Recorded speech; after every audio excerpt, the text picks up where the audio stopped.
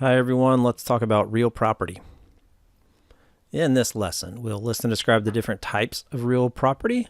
We'll look at the different types of real property ownership. We'll explain how ownership interests in real property can be transferred. We'll describe and apply the doctrine of adverse possession. We'll listen and describe the different types of easements. We'll describe the liability of landowners to invitees, licensees, and trespassers. And then finally, we'll describe zoning laws and how they apply to real property. Jumping right in. From the outset, I should acknowledge that attorneys can build entire careers off of just real property law. So we're going to scratch the surface in one chapter in a video that's hopefully slightly less than an hour. So we'll cover a lot of basics. There's a lot more to it if you study more deeply. But moving right along here. Real property is property that is immovable or attached to immovable land or buildings. Basic idea, it's land and things that are permanently attached to the land, like buildings. And, well, it can go from there. So going into it, land and buildings is one. When I own real property, I have the right to use, enjoy, and develop the land as I see fit. That doesn't always mean I can do anything that I want, because there will be some government regulation. Depending on which city and county I live in, there will be certain things I can and can't do with that property. And then also a lot of people buy houses in neighborhoods that have homeowners associations, and those HOAs can place additional restraints on what you can do with that property. So as long as I'm following the rules and regulations, then I can do what I want. So it's sort of nuanced at that point. It also comes with, or it can come with, subsurface rights or mineral rights, sometimes called subterranean rights.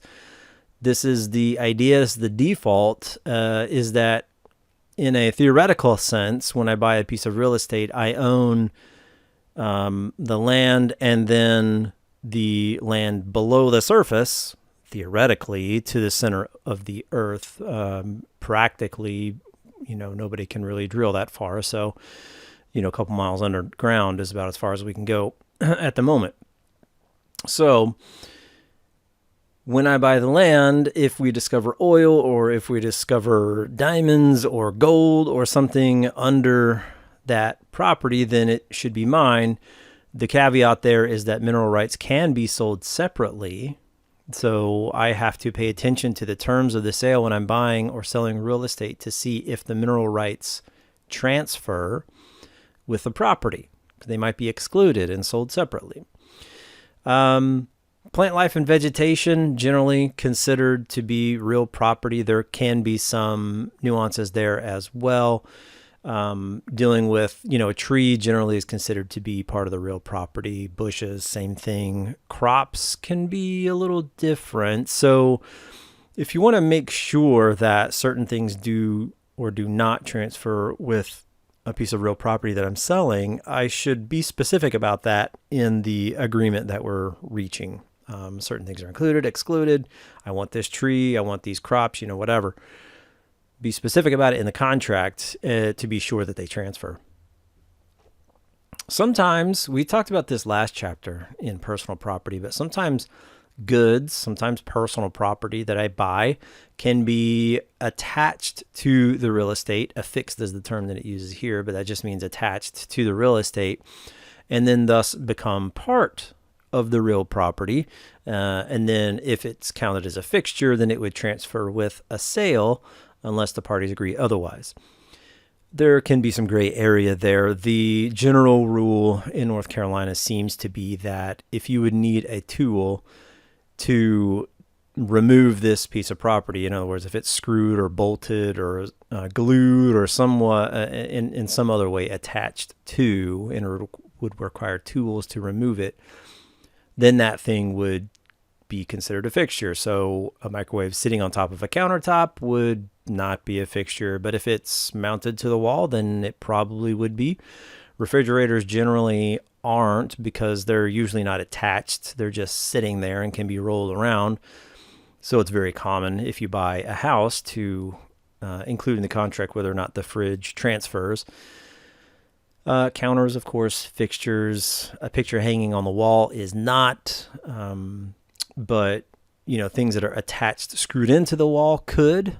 So again, the same rule with plants. If I want to make sure something does or does not transfer, be specific about it in the contract so I'm not surprised later.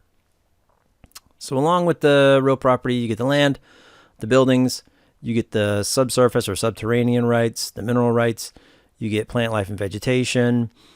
You also have air rights, the right to the air above, the air space above the surface of the land. Now, the degree to which, or the height to which I have actual air rights can depend on where I live. Most people don't worry about it. Living where we live in North Carolina, it becomes a much bigger deal when I live in densely populated cities.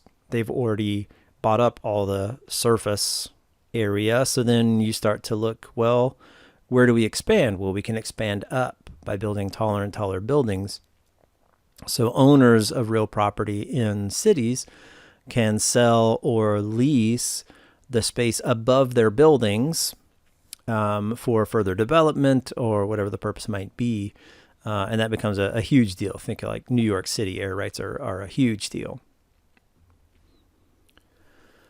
Okay, so we're going to look at different type of estates people can hold in land. So an estate in land, and we just abbreviate it here as estate. Estate can mean different things in different contexts. The basic idea is that it's a bundle of rights. So it means one thing, like if somebody dies, then you take all the property and you put it into the estate. When we're talking about real property here, we're just talking about the bundle of rights that you have in that property, whatever ownership rights or lease rights that I have in that property. So the type of estate that I have is determined from the deed, or if the property is transferred through a will, if I hold a lease, whatever gives me some ownership or possession rights in the real estate will determine what type of estate I have. The first one we'll talk about is the freehold estate. This means this is an ownership type of estate. The holder owns the land either forever with no end date or for life, somebody's life, my kid's life, spouse's life, whatever.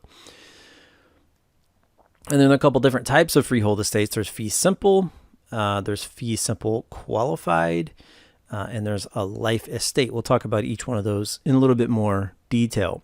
We contrast a freehold estate with a leasehold estate. In a leasehold estate, you don't have any ownership. You get possession rights. I'm allowed to occupy this space, this house, this building for a specified amount of time. And then when that time ends, we either re-up the lease and go again, or we end it and I leave. So, talking about freehold estates. The first one is fee simple absolute. This is considered to be the fullest bundle of legal rights that a person can hold in real property. It's infinite in duration. That's the fee part. There's no limit on inheritability. That's the simple part. And it does not end on the occurrence of any event. That's the absolute part. Some of this stuff doesn't seem to make a whole lot of sense, like the no limitations on inheritability. That's just a holdover from older French and English systems of land ownership, where ownership might have been restricted to certain classes of people and only certain people could inherit land. We don't really have that in modern United States. So it doesn't seem to make any sense, but we sort of carry that language forward just for the sake of consistency so everybody knows what we're talking about. So the fee simple absolute would be the sort of the default, the most normally understood way to own real property. I own it forever. There's no limitation on inheritability. I can pass it on to my heirs, and does not end on the occurrence or is not dependent on any occurrence of any event. Okay, so from there, we can start backing down a little bit. The next one is fee simple defeasible, also called a qualified fee. This transfers all the rights of fee simple absolute. However, we're adding one or more conditions. So it doesn't have we're backing down one level. Normally I get all the rights of fee simple absolute. However, there can be one or more conditions placed on it. So the ownership may be taken away if a specified condition occurs or does not occur. So sometimes you see things like people will donate a piece of land or a building and say, well, as long as this land or this building is used for this specific purpose, then you own the property outright forever. And that would be a kind of a condition I can put on it. I could also put other conditions like, well, you own this house forever as long as I don't find out you're bringing alcohol on the premises or something like that. As long as if I'm adding some type of conditions, that brings us into the territory of fee simple defeasible. I can also hold a life estate. This is the last kind of freehold estate that we'll talk about. This is interest in real property for a person's lifetime. The term of ownership is dependent upon some person's lifetime. The person that would be holding the property during that time is called the life tenant. That's the person who is given a life estate. Upon the person's death, the interest is transferred to another party. So this happens, if I have a house and I want to allow a family member or a friend or somebody to live in that house, but I don't want them to own the house forever. I just want them to be able to live in there for the rest of their life. And then once they die, then it either reverts back to me or it transfers out to somebody else. That's what we're talking about in a life estate. So this does happen, especially among close family members. The default in a life estate is that the real property reverts back to the original owner after the person's lifetime. That's called a reversion. It reverts back to the original owner. However, we can specify that the real property would transfer out to a third party, and that would be called a remainder. So you're allowed to live in this house for the rest of your lifetime. Once you die, then it transfers out to my second cousin or whoever we name when we're writing this whole thing up here. These reversion and remainder interests are types of future interests. It means that somebody has an interest in real property that is going to occur sometime in the future, even though it's not occurring right now. There's also an estate per atrevi, holdover. Again, we're bringing over some language from older French systems. This means for another person's life. So we're not measuring the life estate on the person who's actually occupying the property, who's living in the house or whatever. And this can also be in the business context. You're allowed to have your business in this building for the rest of your life, that kind of thing.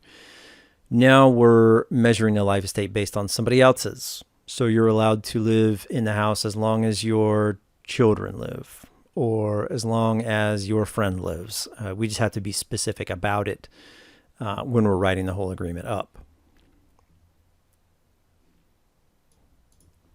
I'm sure most of you are already aware that property can be owned by more than one person.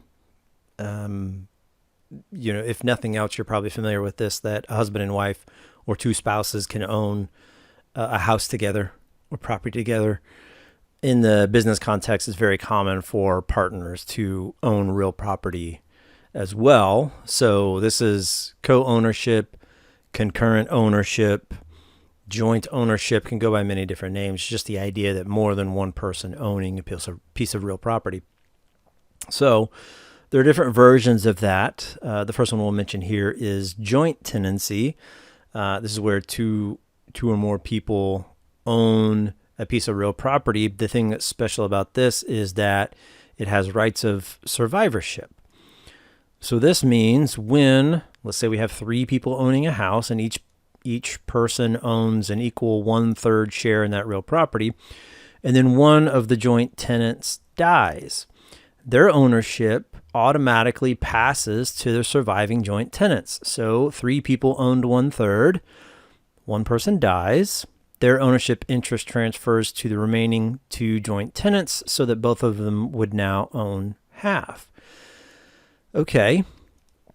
Interesting way to own property, but it can be done. Especially common, again, amongst family members and close friends and things like that. Joint tenants can sell their shares. They can sell or gift their interest, but in the process of that transfer, it terminates the joint tenancy and creates a tenancy in common. So it would extinguish those rights of survivorship, and then we create a different form of co-ownership called tenancy in common, which is the next thing we talk about. So this is the interest, a co-ownership interest in real property. It does not have rights of survivorship. So this means that when one of the tenants in common passes away, the interest of the deceased tenant in common passes to their heirs, so they can transfer it through their will, put it in a trust, whatever. And it doesn't just transfer out to the remaining co-tenants. Each person in the tenancy in common owns an undivided share of the whole property. Each co-tenant is entitled to possession of the entire premises. So we're not actually putting dividing lines into who can go where. Just think of, three brothers that own a business together. We all three own it as 1/3 shares each. We're running the business, so we're all over the place. And each one of us could sell or deed our shares without having to get permission from the other co-tenants. A couple of other ones, these last two, tenancy by the entirety and common community property, are used exclusively by married couples. So tenancy in the entirety is the form that married couples own in states like North Carolina. Can only be used by married couples. Each spouse owns the entire estate. Neither can sell or transfer it without the other spouse's consent. And the surviving spouse has rights of survivorship. Okay, so the deceased tenant's interest passes to the surviving spouse upon death. This is important because we don't want to see little old widows and widowers kicked out of the house they lived in forever with their spouse when their spouse dies. That's not the kind of thing we generally want to see happen in society. It does happen sometimes, but ownership methods like tenancy by the entirety give some protection for widows and widowers if a spouse passes away. It's also supposed to keep one spouse from going and deciding they're going to just sell the house with the other spouse kicking and screaming all the way. You need to have permission of both spouses in order to do that. Community property is a newer form of this concurrent ownership, co-ownership, used in states like California. The basic idea there, each spouse owns an equal 1/2 share of all the income and assets acquired during the marriage. Keywords being during the marriage. The property that I own prior to the marriage is still my separately owned property. But whatever we acquire during the marriage, this is supposed to protect somebody, let's say in the common traditional marriage scenario where a man goes out and earns most of the money while a woman would take care of the family. Of course, you can reverse that relationship. That's what my brother did. He stayed at home and took care of the kids while his wife was out working. But the idea is that the spouse who wasn't earning money shouldn't be left out in the cold if there's a divorce or something happens, because they helped enable the income earning partner to go out and do that. And if it wasn't for the partner who stayed at home to take care of the kids and take care of the house, the partner that's earning money wouldn't have been able to earn that money. And so we both own an equal 1/2 share. That's the idea behind it. I did mention separate property in community property states. Property that's acquired through gift or inheritance before or during a marriage is not considered to be part of the community property. So even if we have a married couple and let's say the wife, one of her aunts dies and leaves her a substantial sum of money in a will, that is still considered to be just the property of the wife. Same thing, it would be just the property of the husband if it was his family member who had passed away and left him money. So there can be more nuance to deciding which property is whose in community property states. The idea would be to make it simple to divide up assets if a marriage ends in divorce. Quick review, because we've gone over a lot already. Different forms of ownership. Okay, joint tenancy. Does it have rights of survivorship? Yes. Can a tenant unilaterally decide to transfer their interest? Yes, but it would sever the joint tenancy and create a tenancy in common. In a tenancy in common, are there rights of survivorship? No. I can put that property in my will. I can sell it off to somebody else, whatever. And it doesn't go to the additional joint tenants in common after my death. Can I sell it unilaterally? Yes, I can. Okay, tenancy by the entirety. Are there rights of survivorship? Yes. Can one spouse unilaterally transfer their interest? No. They need to have consent of the other spouse. Community property, rights of survivorship? Yes. Yes. But it's different than tenancy by the entirety. The spouse automatically receives 1/2 of the community property, and then the other half would go to heirs. Can they unilaterally transfer their shares? No, they need the other spouse's consent. Okay. A little bit different, I'll call them special cases of concurrent ownership. You have condominiums and cooperatives. So a condominium, most people just abbreviate it condo, and a lot of people live in these. That was the first kind of house that I bought. It was a townhouse, which was a special type of condominium relationship. But basically, it's a form of ownership in which there's a multiple dwelling building, and the purchaser has title to one individual unit, or you can buy multiple of them, but you have title to individual units within this multiple dwelling building.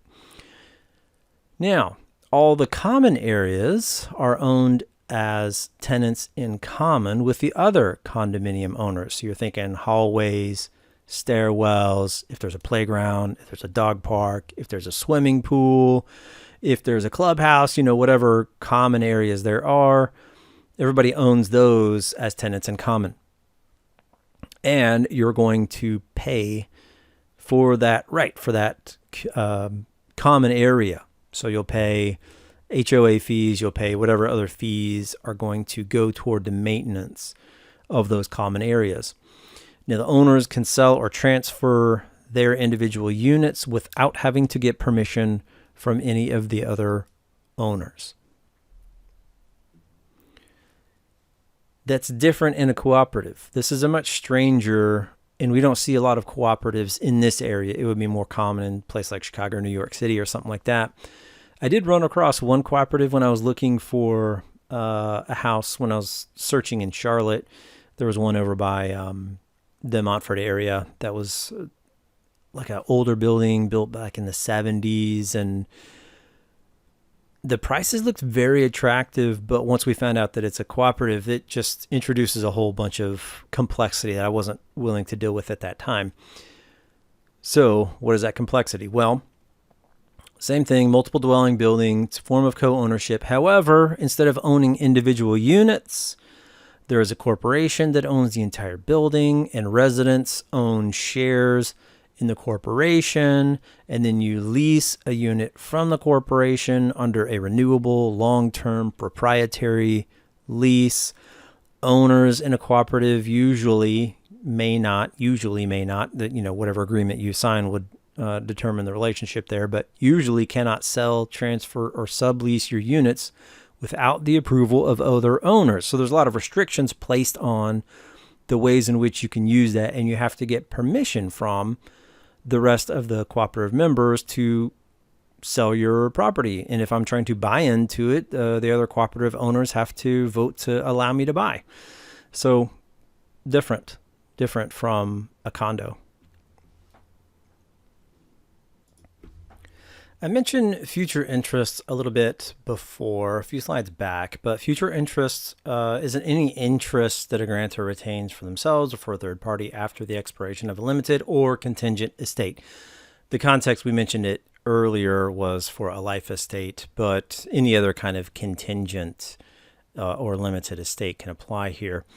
The two types we mentioned here are a reversion, where after the occurrence of some event, the property returns to the grantor, the original owner. This is the default setting for future interests, so it doesn't have to be expressly stated.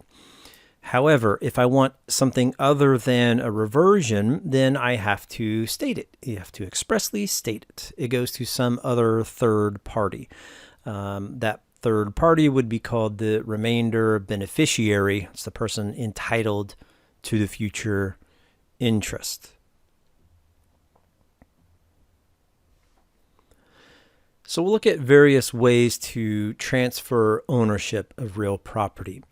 The most common way, and the way that most of us are familiar with, is by sale. This can also be called conveyance, but it's the passing of title from a seller to a buyer for a price. And again, by far the most common method of transferring ownership of real property. So when we're doing a sale of real property, we have a real estate sales contract. This is executed when a buyer and seller have negotiated the terms of the sale. So there will be some back and forth of the terms where we're making modifications here and there. And once we can finally agree on the final terms, then we have our contract that we can sign. And then at closing is the time and the day when the actual transfer occurs and I actually get the keys to my new house or building where I'm going to locate my business or whatever it might be. This is when the seller delivers a deed to the buyer and the buyer pays the purchase price. That's when the actual transfer occurs. Until then, I don't actually own anything. After closing happens, usually in an attorney's office where we sign a bunch of paperwork, then it's done. And now I own this piece of property. Unless we agree otherwise, the implication is that the seller is conveying fee simple absolute title to the buyer. So that is the fullest bundle of rights, if you remember from a few slides back. That's the default setting, fee simple absolute. If it's going to be something other than that, then we need to expressly state it so the buyer knows what they're getting into. A deed is an instrument that describes a person's ownership interest in a piece of real property. So this is vocabulary here. A grantor is going to be the seller or donor. That's the person transferring a real property to somebody else called a grantee. That's the buyer or the recipient. Again, that's just vocabulary so you can keep up as we move along. The most common forms of deeds, the ones that we'll mention, are general warranty deed, special warranty deed, and a quitclaim deed. Jumping right in, a general warranty deed, sometimes called a general grant deed, it gives the most protections to the buyer. So the difference between these types of deeds is how much protection does the buyer get. If there's some type of other claim on the real property that I'm not aware of, if there's some loan on the property and the bank, after I buy a piece of property, some bank comes after me and says that I owe them all this money, what kind of insurance or what type of guarantees or warranties do I have that I'm going to be reimbursed for those costs if something comes up? That's what we're talking about here. So the general warranty deed has the most protections to the buyer. It protects a grantee from defects in title caused by the grantor and, keyword and, any prior owners of the property. So it typically warrants that the seller lawfully possesses the property. The seller has the right to sell it to the buyer. There aren't any types of encumbrances. Those could be easements. It could be other mortgages that people had on the property. It could be leases that I'm allowing somebody else to live on the property temporarily. There aren't any encumbrances that aren't disclosed. And the seller will warrant and defend the title against lawful claims of other people. So if I'm a seller and I'm giving somebody a general warranty deed, I need to be very, very sure that there aren't any other lawful claims out there, because I can be held liable for them later on if they come out. I've bought a few houses and I don't think I've ever had a general warranty deed. They're almost always a special or limited warranty deed, because sellers usually don't want to take responsibility for things that happen prior to their ownership. So now that we're on it here, a special or limited warranty deed is one that typically includes the same protections given in a general warranty deed. However, keywords here, however, it protects a grantee only from defects in title caused by the grantor. So the person that's selling the property, they're willing to provide guarantees that no defects arose during their ownership, but they don't want to make any guarantees about what might have happened prior to their ownership in the property. And this makes sense because you're not always sure what a prior owner of a piece of property has done. You know, it's different. If I've owned the same piece of property for 30 years and I'm selling it, I have a pretty good idea there aren't going to be any additional claims on that property. But if I only own it for a few years, maybe there's something out there that I'm not aware of. So a special or limited warranty deed here is a good idea. Now, as a buyer, the way to be protected is the most common method is to buy title insurance to cover the risks inherent in special warranty deeds. Since there might be something out there, another mortgage, another lease, another something, I want to buy title insurance. And then that if something else comes up later on, I find out they took out a second mortgage, they didn't pay, now the bank's trying to get money from me. Now the title insurance company would have to cover and reimburse me for those expenses. So if you've ever bought a house before, you're probably pretty familiar with having to buy a title insurance policy. The last type of deed we'll talk about is a quit-claim deed. This transfers the least amount of warranties in that there are no warranties being made here. The grantor is transferring whatever interest they have in the real property to the grantee with no protections, no warranties, no guarantees, nothing. It's the equivalent of buying something as is. I'm transferring whatever rights I have in this property to you. I'm not saying anything about whether any problems might arise later on. So this is not normally used in a sale because it's very risky. It would be more often used when property is transferred as a gift, or in scenarios like divorce or marriage, if I'm adding somebody to the deed or if I'm removing somebody's name from the deed. So you think about a couple that has owned a house together for a while and they're splitting up. And then a part of the divorce settlement agreement is that one of the spouses is going to keep and live in the house. Then the one who's not going to live there anymore, not going to own the house anymore, would sign a quitclaim deed saying that all of my ownership transfers to this other person, and then they walk away. So since no warranty is made, I can't buy title insurance when in a scenario of a quitclaim deed. More vocabulary here at the very end, recording statutes. So each state's going to have statutes specifying when and where mortgages or deeds of trust have to be recorded in the county recorder's office in the county where the real property is located. This is the official record of who owns a piece of property. Other people can go through and search through these records and find the owners of real property, and it's a way of keeping track of who owns what.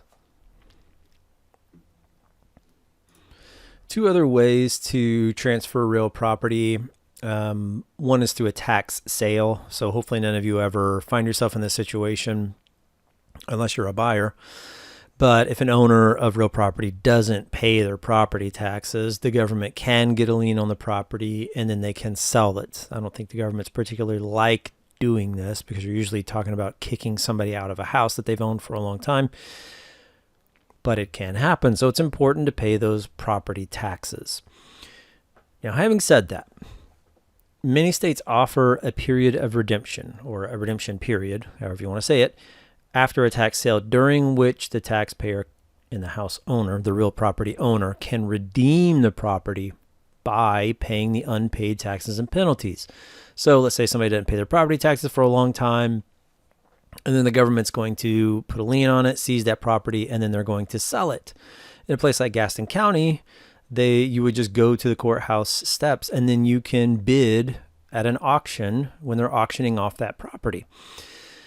So let's say it's the property has been seized, we've had the auction, and we've had a final bid, and the auction's over now.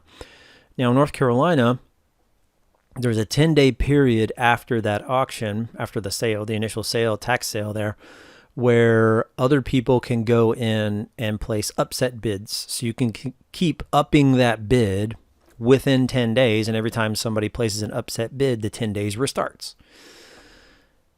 During this time, I can also, as the owner, I can go in and pay all the taxes and fees that I owe and redeem the property and keep ownership of that property.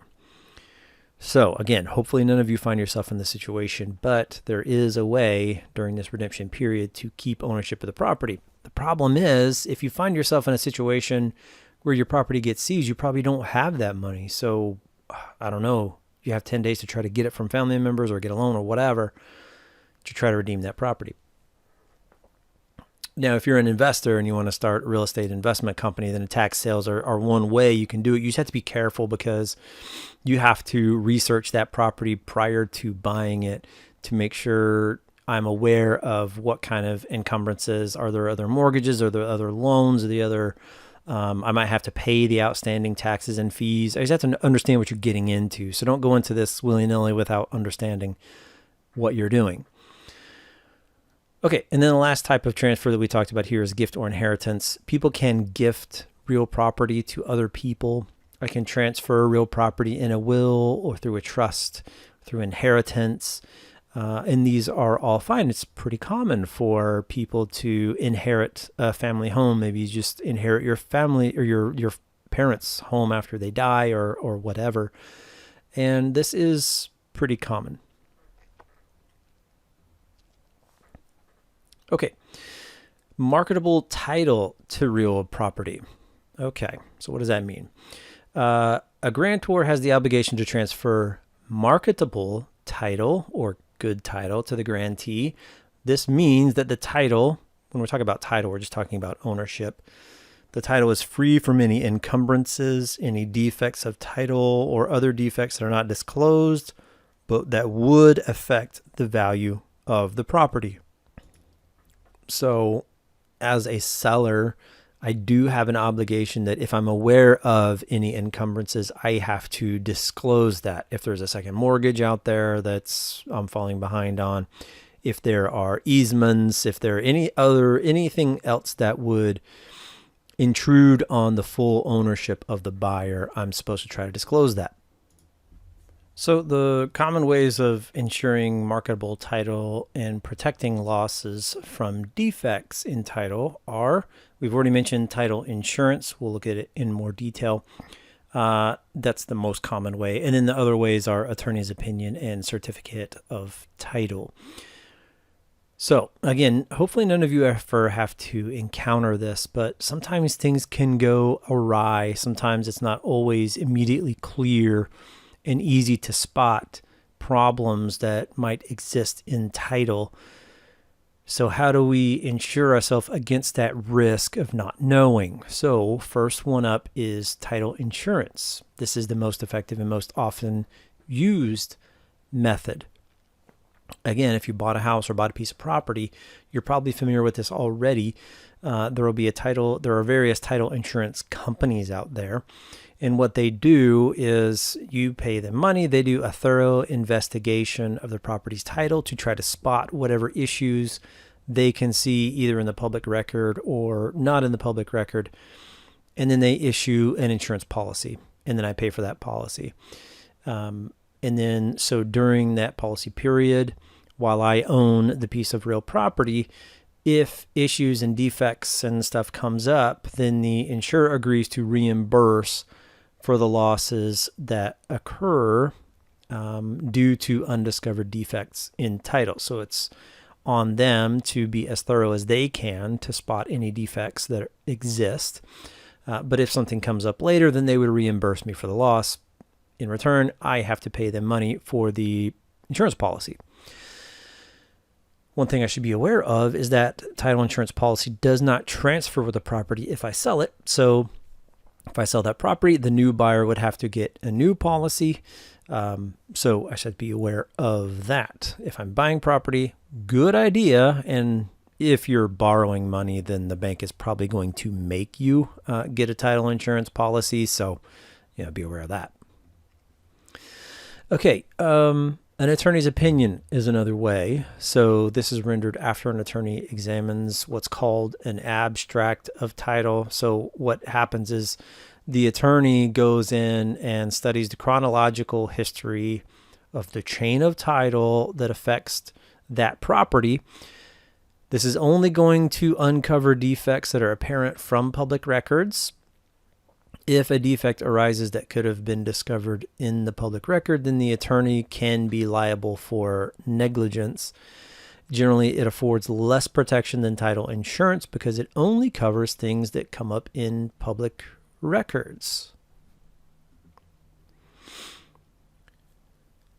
And then we have a certificate of title. This is granted by a land court after a judicial proceeding is completed using the Torrens system. So I don't know of anybody who's actually gone through this process before, but there does exist a process where I can go to a court and I gave you the link to the North Carolina statutes. So the system still exists where you can go to a court and you put out a notice to the community and everybody has a chance to come up and try to claim ownership of the property.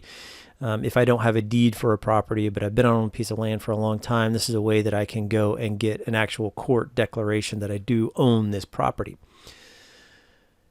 Similarly, a quiet title action. Again, this is a judicial process. It's an action brought by a party seeking an order of the court declaring who has title if there's a dispute as to property ownership. And again, I gave you the link to North Carolina statutes where you can learn more about it. But, again, here usually we're dealing with people who one person thinks they own the property, another person thinks they own the property. Maybe the boundary lines weren't clearly established. Maybe there's just been a long period of time and nobody can find an actual deed that specifies who owns what. But we put out public notice and let's settle this in the court. So put out public notice. Anyone who wants to claim any interest in the real property can appear before the court, have their argument heard. After the judge hears all those arguments, the judge would make a declaration as to who has title to this property, thus quieting the dispute on title, basically, by the judge's decision. Adverse possession is something that a lot of people are sort of aware of, but they might not know the actual requirements involved.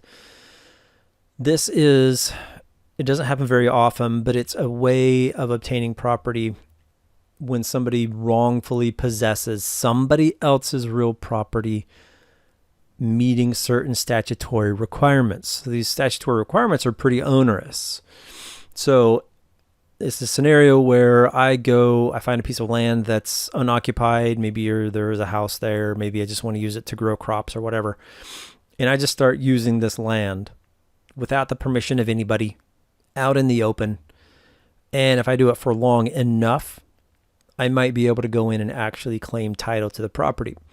So what is required for this? Well, it has to be for a statutorily prescribed time period. In North Carolina, that's 20 years.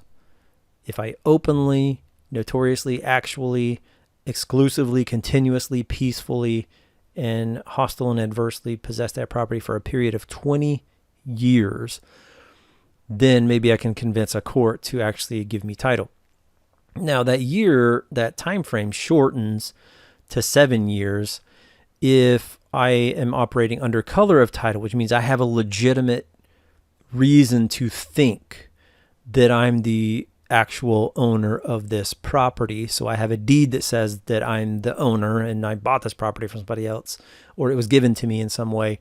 If I have some reasonable grounds to believe that the property is actually mine, that's color of title. And then time frame shortens to 7 years instead of 20. But you can see it's not easy. It's not as simple as just going and squatting in a house for a week and then claiming squatters' rights. That's not really a thing that we recognize in North Carolina. So in order to qualify, the other qualifications. So it has to be open, visible, and notorious. I can't just be hiding out there hoping that nobody notices that I'm there. It has to be out in the open so that the owner should be able to notice that somebody else is occupying that property. I have to be actually physically occupying it, either living on it in the way that a person would normally live on a property, or using it for business purposes like growing crops or something like that, in a way that people would be able to notice. Again, has to be for a continuous period of time. That doesn't mean I have to actually be on the property physically without leaving for 20 years.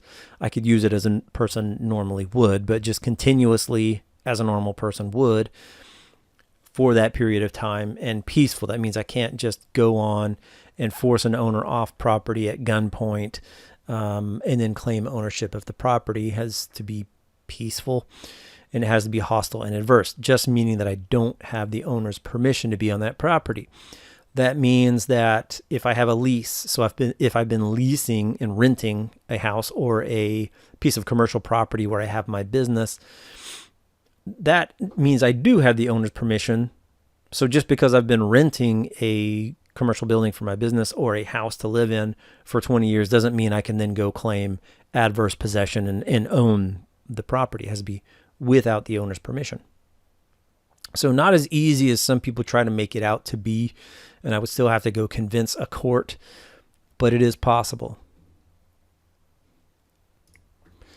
So a case, as an example, for adverse possession was Payne versus Sexton. This happened in 2015 in Massachusetts, but there was some people that owned a campground, and they had expanded the campground into some property they didn't actually own, and they had been, they made improvements, allowing spaces for people to camp, putting in fire rings, putting in recreational facilities, all this other stuff that would indicate that somebody's owning or somebody's at least occupying and using that property. But they'd expanded beyond into 36 acres of land that they, again, didn't own.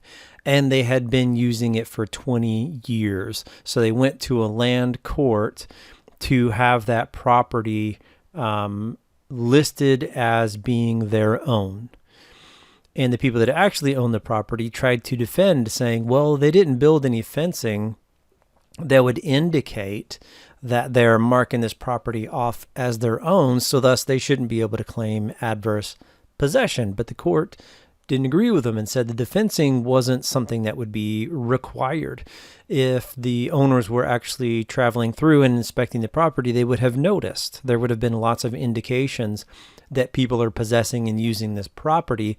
So it was on them to have done that within some portion of that 20-year period. So the court actually awarded title to the property to the campground owners. So you can see how this would be very controversial. And if you own a lot of land, and if you're not out there from time to time inspecting it to make sure there aren't squatters or people out there just using their property without your permission, then over a long period of time, this is something that could cause problems. So it's kind of on land owners to go out there and make inspections at some type of regular interval. Now we move into easements. So easements are a thing that doesn't give ownership to somebody, but it gives them the right to use property for some particular type of purpose. So it's called a non-possessory interest. You're not getting ownership, but you do have some limited amount of interest in another person's property. So, again, types of non-possessory interest. The most common one is being an easement, but then there's also licenses and profits. So an easement gives the holder the right to make limited use of someone else's land without owning or leasing it. There are ways that this can pop up in various situations. So there are both express and implied easements. We'll look at express easements first. These are purposefully granted by a landowner to another party. It's created by words. It has to be in writing in order to be legally effective. So different kinds of express easements. One is an easement appurtenant. This is when an owner of one piece of land is given an easement over an adjacent piece of land. So we're talking about pieces of land that are next to each other. And a lot of times what we're talking about is somebody making use of a road. It can be just as simple as that. Using this dirt road, oftentimes we're talking about, out in the country, but it can be in the cities as well, or at the beach or whatever. But we're using some pathway. It could be a walking pathway. It could be a road where you drive vehicles down. That would be a common type of scenario in which we see an easement. A little bit of vocabulary. The servient estate is the land over which an easement is granted. So that is the land on which somebody has the right to use somebody else's property. The dominant estate is the land that benefits from an easement. So land, I'm a landowner and I have a neighbor and there's a road that's on their property, but I want to be able to use it. They might grant me an easement. So the servient estate, which would be my neighbor's property, and I would have the dominant estate for this easement because I'm benefiting from this road that I don't actually own. So the example again that I gave here is granting my neighbor the right to use a road that runs over a property so they can more easily access their property. Now, my people are country people. That's where I come from. And out in my, country community out in Anson County, this was the kind of thing that was pretty common. We owned property and then my parents' siblings had property that was all next to each other. And then next to that property, there would be property owned by other people. And there was a particular dirt road that we used all the time that didn't run across our property. It was not owned by us. It was owned by the guy that owned the property next to us. But we used that dirt road all the time because if you come from town a certain direction, you either have to drive miles around to get to the road that we actually own, or you can just cut through on this other guy's property and get to the house way quicker. And he let us do that because he was just a nice guy. So that's the kind of thing that can happen. Now, if we actually reduce it to writing, then we have an express easement. And then if he decided he wanted to try to stop us from using that road one day, then he wouldn't be able to if we put it in writing. Now, if we're just using it without his permission and he finds out about it, then of course he can come and stop us, probably. Okay, an easement in gross. This authorizes a person who does not own adjacent land the right to use another person's land. So now we're not talking about neighbors who own property next to one another. That's an easement in gross. This could be allowing somebody to use a dirt road. Let's say there's a pond back somewhere and I want to go fishing or something like that. And a property owner allows me to use a dirt road to drive down, to go to this pond, to go fishing or maybe hunting or, something like that. Again, out where my family's from, this would be a pretty common type of thing. Since I don't own adjacent property, it would be an easement in gross. So an easement in gross does not transfer. So one of the questions with easements is, does the easement transfer when property is sold? And it depends. It depends on what type of easement it is, what the circumstances are, whether that easement transfers. So an easement appurtenant very well might transfer with the sale of property if I sell it to somebody else. An easement in gross probably does not transfer if the land is sold or transferred to somebody else. And then the main exceptions there would be commercial easements and gross. So we all probably have these types of easements on our property that allows utilities to come in and run power lines, cable lines, sewer lines, things like that are pretty necessary for our modern world we live in. That doesn't give them ownership of my property. It just allows them the right to enter my property and run lines and, sewer pipes and stuff like that through my property. We also can have an easement by reservation. This is one that would, so an owner sells land to another party but reserves an easement on the sold land. So this can happen in the country, like where my people from. Actually, I'm going to transfer out of the country. I'm going to transfer it to a different location so I don't lose too many people here. But let's think about owning. Let's say you own a piece of beachfront property.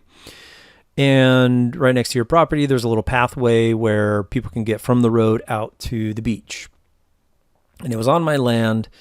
And so let's say I sell that piece of property to somebody else, but I still would like to be able to get to the beach. So in the terms of sale, maybe I negotiate with them that I reserve the right to still come back and use that path to get from the street out to the beach, because I still like going to the beach and I don't want to have to go all the way around to public access and all that other stuff. So that would be a type of easement by reservation. I, the seller, am reserving the right to still use some piece of property for some purpose. We can also have a negative easement. The owner of real property makes a promise to another owner of real property that he or she will not do something with or on his or her real property. An example, I'm making a promise not to do something with my property. So an example would be the owner of a piece of property promises not to build a structure that would block the neighbor's view. So this is fairly common. You have a very beautiful view of the downtown skyline or of some forest or waterfall or, whatever. I have some view that I really want to maintain. If I can get a property owner to agree to not doing something, then we could call that a negative easement. Now, sometimes there might be government regulations on how high buildings can be, so that might just be part of it. But if I really want to preserve something, if I can get somebody to agree to that negative easement, maybe I have to pay them some money to agree to it. That's the kind of thing that can happen. So those are the express easements. Now we move over into implied easements. As the name would suggest, these are implied from the circumstances and not written down or expressly stated. One would be an easement by necessity. Most of you have probably heard of this type of thing. So if there are two parcels of real property situated such that an easement has to be created over one in order to access the other. So think about a landlocked parcel of land. The only way to access the land is through passing over somebody else's property. I can probably get a court to grant me an easement by necessity, saying I have to be able to use this road to access my property, and that means I have to pass over somebody else's. There can also be an easement by implication, when an owner subdivides a parcel of real property that has some type of beneficial appurtenant. We're throwing some vocabulary at you, but think a beneficial appurtenant examples could be roads, a walking path, a water well, something on it that benefits the parcels of land. And if that beneficial appurtenant serves the entire parcel, then the purchases of the subdivided pieces of property automatically acquire an easement to use the beneficial appurtenant. What does that mean? A lot of just confusing vocabulary. It's not that complicated. I have one big plot of land, and I have a water well on that land, or I have a road that passes through the land, and then I subdivide my large parcel into 4 equally sized smaller parcels. Okay, so I had one piece of property. Now I'm subdividing it into 4 pieces. Now, there's a water well on there. In order for the parcels to have water, they all have to use the well. So an easement by implication would mean that each parcel has the right to use that water well, or a road that passes through it so I can get out to the main road. Whatever it would be, that's an easement by implication. Finally, we have easement by prescription. Doesn't happen all that often, but it's a type of it's an easement that basically is granted by adverse possession. If I can meet the statutory requirements of adverse possession. Doesn't mean I actually get ownership of something, but an easement could be granted by a court. So an example could be a farmer has been using a dirt road across his neighbor's property for 20 years, openly, didn't ask for permission, but his neighbor hasn't objected or tried to put up a fence or try to stop the farmer from using that road.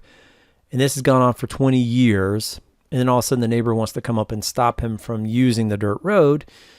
The farmer might be able to convince a court to grant an easement by prescription saying, I met the requirements for adverse possession.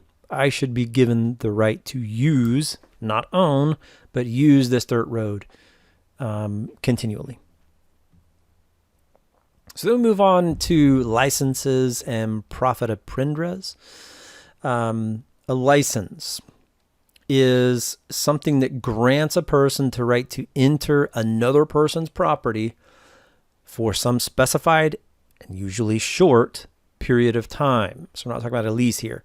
This is a license. An example.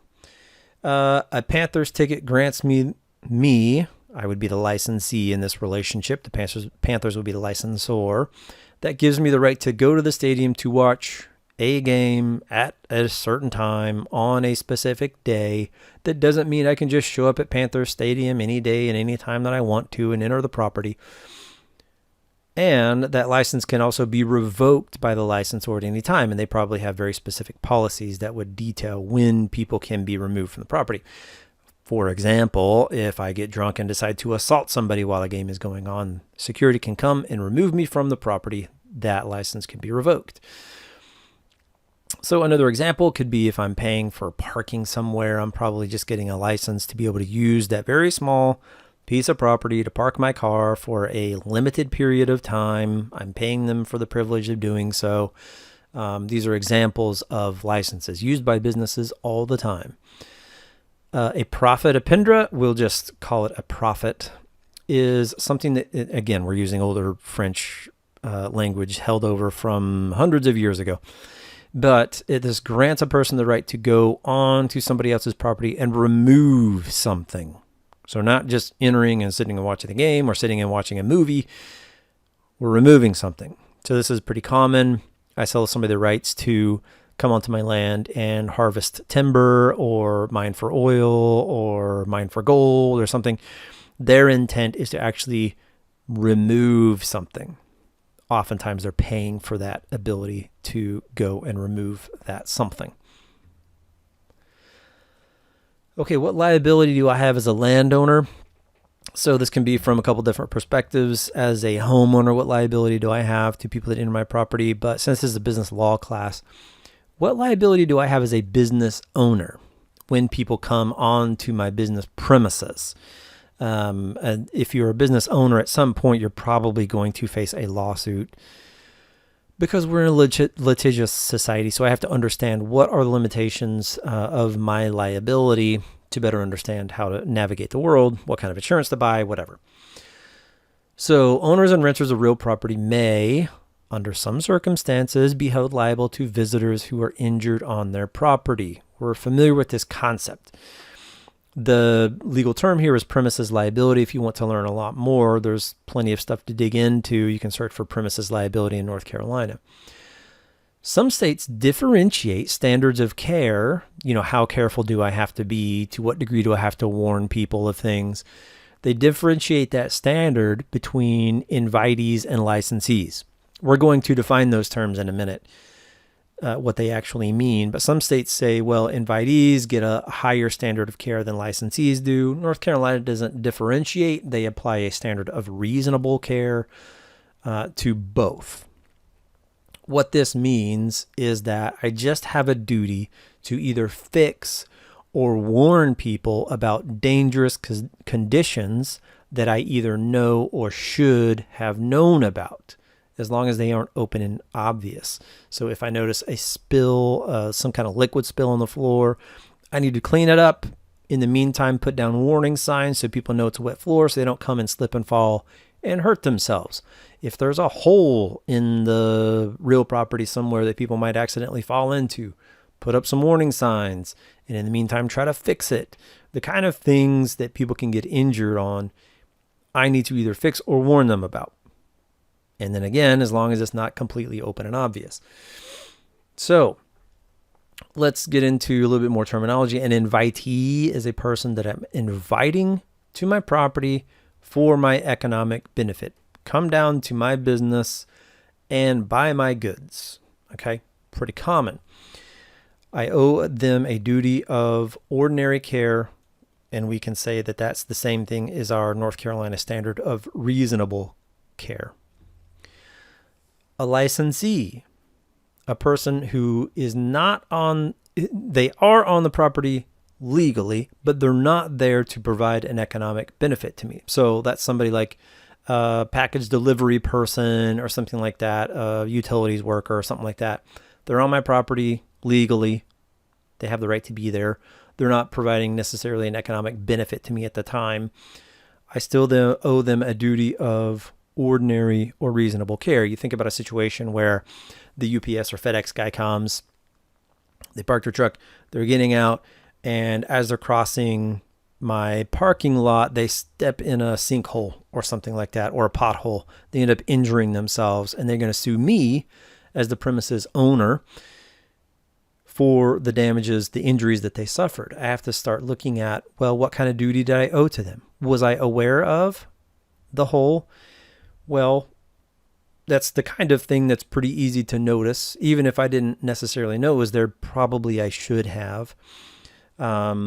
So there is a very good chance, if I'm not either putting up warning signs or something, then maybe I'm liable. Or maybe I can get out of it by arguing that it's an open and obvious danger, that anybody who is paying attention to where they're walking should have noticed that there's a hole there. So you can see where we can get into arguments about whether liability should exist or not. There's certain defenses that premises owners have at their disposal. That one there being the open and obvious danger. Should a reasonable person have noticed that there was this danger there? Should they have been able to avoid it? A crazy example is somebody walking on a railroad track and then they get hit by a train. Should they sue the premises owner because they got hit by a train? Well, pretty open and obvious that if you're walking on a railroad track, there's a good chance, or at least some chance, that a train might come through and hit you. So the premises owner shouldn't be liable for that. That's different for trespassers. Okay, this is somebody who does not have the legal right to be on my property. Now, every now and then you have a crazy cousin or something like that that tells some wild story about how a burglar came onto somebody's property and got hurt, and then they sue the homeowner even though they were a burglar and they win a bunch of money. It's not the kind of thing you're going to see happen in North Carolina, really. In most states, you're probably not going to see that happen. Those are usually just made up scenarios. So, having said that, an owner or a tenant, oftentimes I'm just leasing commercial property that I'm running my business out of. That still means I have some liability to maintain safe conditions there. But for a trespasser, I don't owe them a duty at all, really, to maintain safe conditions. Now, the caveat there is that I can't willfully or wantonly injure a trespasser. So there have been situations where somebody's a property owner or a tenant, and they've had a history of people breaking into the property and stealing things. So they get an idea that they're going to set up traps that would harm people that would come onto that property illegally. That's the kind of thing that's going to get me in trouble. Setting traps for people, not going to fly legally. So if they get hurt from that, then yeah, they can sue me and I can get into some pretty serious criminal trouble there. But as far as like normal, like negligence type stuff, then the trespasser's not going to really have much of a claim at all. We do carve out an exception. One carve-out exception is the attractive nuisance doctrine. Now we're dealing with children, people who are too young to understand the inherent dangers of certain types of things. So if you're a homeowner and you have a trampoline or a pool then you have to be aware that one of the things you have to do to protect yourself is probably just have a fence to try to prevent children from being able to enter that property. Because a child walking by that doesn't have a fully developed brain yet, doesn't understand risk yet, might see something that looks fun to play on. They enter somebody else's property, they get hurt, then they could potentially sue the property owner. For a business, if you have a playground on your premises, that's the kind of thing that could get me in trouble. Even having stuff like, equipment, machinery, stuff like that. Like my kid loves construction equipment like bulldozers, excavators, all that stuff. If he was walking by, if I wasn't with him for some reason, he's 3.5, so I should always be with him. But if for some reason we were walking by a piece of property and he sees an excavator out there, he's going to beeline for it and try to jump in there and play on it. Okay. Now, as a parent, if I'm with him, then I have the duty to prevent him from doing that. But let's say edge case, my kid, I'm not with him for some reason. He's walking by, he sees this, he goes out there and tries to get on that machinery and gets hurt. The possibility exists that we could try to claim the attractive nuisance doctrine and get reimbursement for those injuries that are suffered. It's going to be kind of hard to prove and get award for, but it's something that as a property owner or tenant you should be aware of and try to protect yourself against. As an example case, this happened in Kentucky, went all the way to the Supreme Court of Kentucky, that state court. We have a 16-year-old kid who he and his friends go onto a construction site to drink and do a little smoking. And this guy, Alex, the 16-year-old kid, he, early on in the night, he goes up to a piece of machinery and takes keys out because he's afraid one of his friends might get on the machinery, start it up, and try to drive around and hurt themselves. Now, as the night goes on, now they're getting ready to leave. Everybody's a little under the influence of some drugs and alcohol. Alex himself gets on the piece of machinery and starts to drive it around, eventually tips over the machine and severely injures his leg. So his parents sue for damages, claiming the attractive nuisance doctrine. The first court grants summary judgment, dismisses the case because they're not convinced that a 16-year-old would qualify as a child that would qualify under the attractive nuisance doctrine. The appellate court agrees with the original court, and then it goes to the Supreme Court. And that's what they ultimately decide, is that the attractive nuisance doctrine is a real thing that they recognize. However, a 16-year-old is not a child who's unaware of the risks involved. Specific to this case, he apparently did appreciate the risk because he removed the keys initially to keep somebody else from getting hurt, only to then later go on and hurt himself. So they did not award any damages to Alex or his family in this case. We'll briefly mention zoning just because it is something you have to be aware of, especially as a business owner, because you might find yourself in a position where you really want to open up a business in a certain area of town, but it's zoned for some other type of use. And then you have to go through a whole process of trying to get it either rezoned or try to get a variance granted or whatever to be able to open your business in a specific location. Some places will allow you to run businesses out of your home, or some places allow only certain types of business, but not other types. So as a potential business owner, you do have to be aware of this. So zoning ordinances are local laws that dictate or regulate what types of land can be used for which types of purposes. If I want to use a land for, maybe it's zoned as residential and I want to use it for a commercial purpose, maybe I can convince a zoning board to grant a variance that would allow me to use a business or a building for a business rather than just as a residence. Sometimes, I would say most of the time. So this might happen where I've owned a business in a place for a long period of time and it gets rezoned for some other type of purpose, which would put me at odds with the zoning. That's where non-conforming uses comes in. If I was in that property using it for a purpose and then it got rezoned for something else, they probably will still allow me to use it as long as I'm, continually using it for that business purpose, even though it doesn't fit within a new zoning use.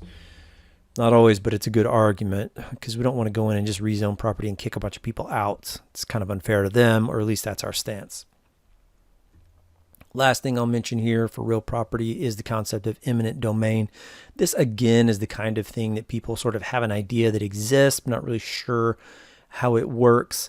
This is the right that governments have, federal, state, and local governments have, to be able to take land from somebody else. Now, the key is they have to take it with compensation. So if they're thinking about building a new interstate highway that would run right through the middle of my house, they might be able to use eminent domain. Sometimes it's also called condemnation. They would pay me some type of compensation. It should be hopefully fair market value at the time, maybe even more than that. It shouldn't be less than that, hopefully. And then they would forcibly be able to buy my property from me without my permission. Now, there was a very famous case called Kelo versus City of New London that was very controversial, and it involved not for public use, like building highways, roads, bridges, utilities, things like that. That would be common government uses. We've kind of accepted that, well, for the good of society overall, eminent domain would be okay. But this Kelo versus City of New London was different because what you had was private developers pitched the idea of building this big, huge shopping facility that they thought would bring in a bunch of business and economic activity into the town. It wasn't for government use. It was for private use. And they actually were able to force a bunch of homeowners out of their property by, of course, buying it from them to use it for commercial purposes rather than for government purposes. And it turned into a whole fiasco because the economic purposes didn't really work out. It ended up being a big money losing venture, and people were just basically kicked out of their house for no reason. Again, very controversial, went all the way to the Supreme Court, and the Supreme Court made a decision that a lot of people were very unhappy with. So what happened was this prompted a lot of states, like North Carolina, to go in and revise their eminent domain laws, saying that just arguing it for private use isn't going to be good enough in most cases, so to try to prevent that type of thing from happening again. You can go research more. It's a very interesting case if you want to go read the summary. But for eminent domain, generally going to be for public use rather than for private use, and they do have to provide compensation. You probably remember this, the plans for building another highway that would run sort of through South Gastonia and then would connect over by the airport. And it eventually got shut down because a bunch of landowners complained loudly enough that they were going to be put out of their property that it basically shut it down indefinitely. I've heard of them trying to revive that yet, although it may come back again one day. That's enough for this lesson. Sorry for the length of the video. There's just a lot to cover when it comes to real property. So if you have questions, of course, reach out. Otherwise, have a fantastic day.